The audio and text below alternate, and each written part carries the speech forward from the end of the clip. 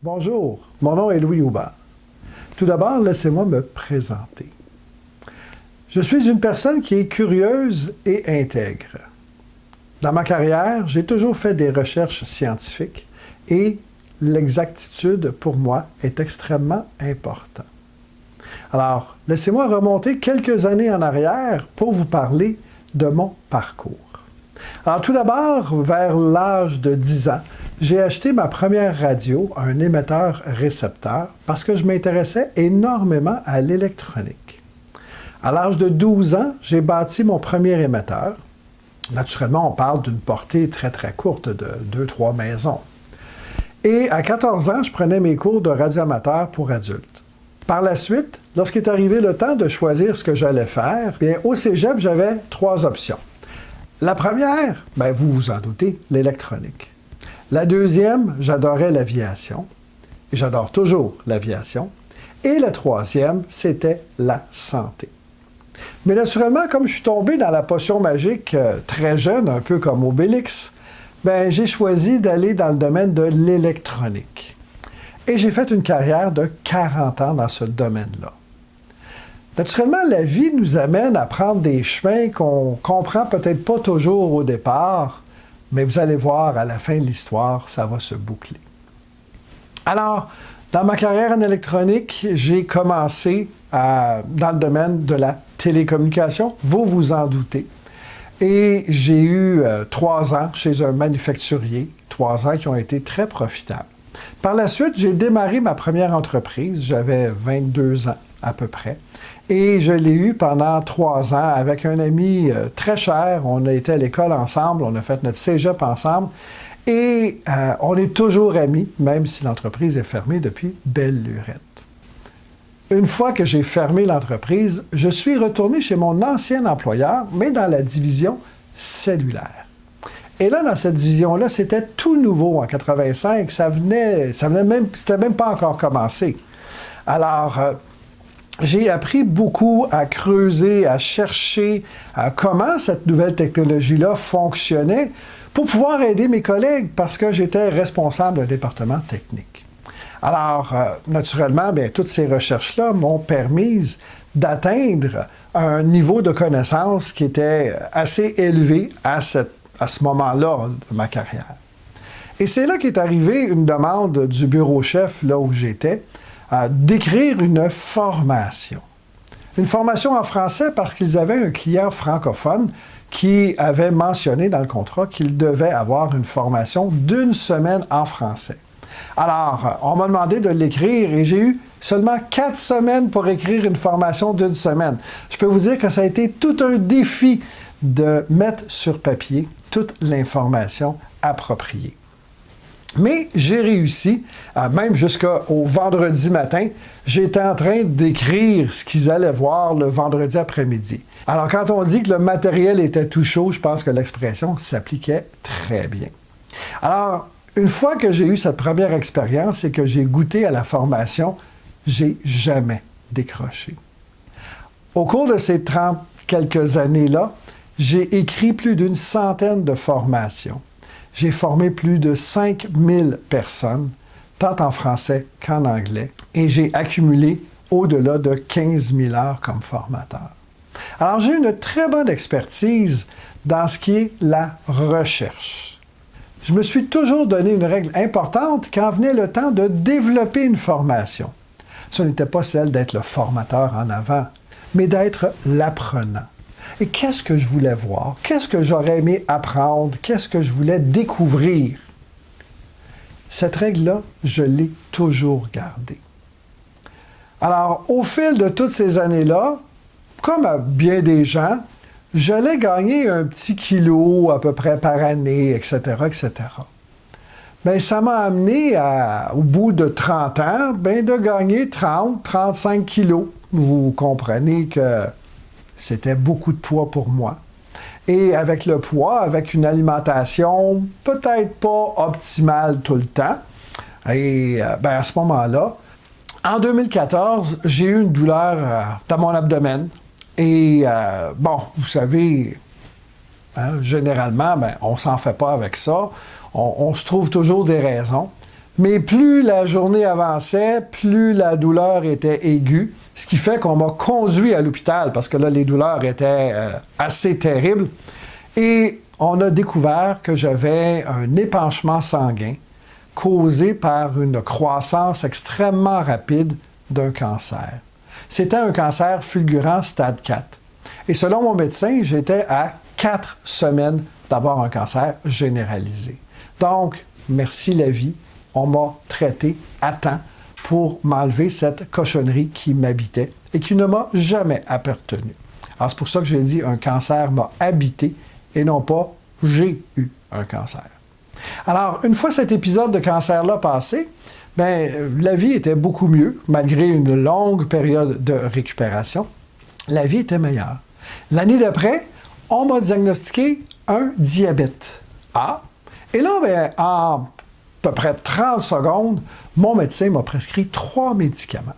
Mais quand j'ai demandé qu'est-ce que je devais faire pour les éliminer, toujours avec l'accord de mon médecin, ça a pris un gros 5 minutes à mon médecin pour me dire ce que je pouvais faire. Et année après année, j'ai éliminé ces médicaments-là. Je dirais presque aux grandes dames de mon médecin, qui, la 3e année, elle m'a dit « Je n'ai aucune raison médicale de te prescrire. » Donc, je lui ai dit « Est-ce que ça veut dire qu'on peut le retirer, doc? » Elle m'a dit « Oui, juste du bout des lèvres. » J'étais fier de moi parce que j'ai réussi à surmonter cette problématique de santé sans avoir énormément de connaissances, mais en faisant des bons choix. Vous le savez, la COVID est arrivée. Il est arrivé toutes sortes de choses pour bien des gens. Et en 2022, on m'a rediagnostiqué un diabète. Le diabète, c'est une maladie sournoise que je connais parce que dans ma famille, il y en a. Ma grand-mère paternelle était diabétique. Et malgré la médication, malgré les suivis, elle a eu de multiples amputations. Mon père était aussi diabétique. Et à ce moment-là, sa médication a monté. On est arrivé à l'insuline lente, l'insuline rapide, etc., etc. Et, vous vous en doutez, les complications se sont mises de la partie. Les pieds, le cœur, d'autres organes, la vue, les reins. À un moment donné, tous les systèmes ont lâché, puis il est parti. Vous vous rappelez qu'en 2014, un cancer fulgurant du rein m'a habité et j'ai perdu un rein. Donc, si je fais rien, le diabète va venir chercher le rein qui me reste. Et je vais être soumis à quoi? À une dialyse 3 fois par semaine pour pouvoir maintenir mon sang de la meilleure façon possible. Et là, quoi? Quelle qualité de vie je vais avoir? Alors, j'ai été personnellement dans une conférence aux États-Unis pour apprendre plus sur la santé. Et c'est ce que j'ai découvert qui m'a impressionné. Par la suite, j'ai lu des livres de médecins. Par la suite, j'ai continué d'assister à des conférences. Et j'ai fait ça pour moi. Initialement, c'était pour moi, ce programme-là. Parce que je voulais prendre ma santé en main. Je voulais faire une différence pour moi et non pas juste dire, prends ci, prends ça, puis vas-y. J'avais vu ce que ça donnait chez mon père, chez ma grand-mère, et je ne voulais pas passer par là. Alors, j'ai fait un programme pour moi. Et les résultats ont été fulgurants.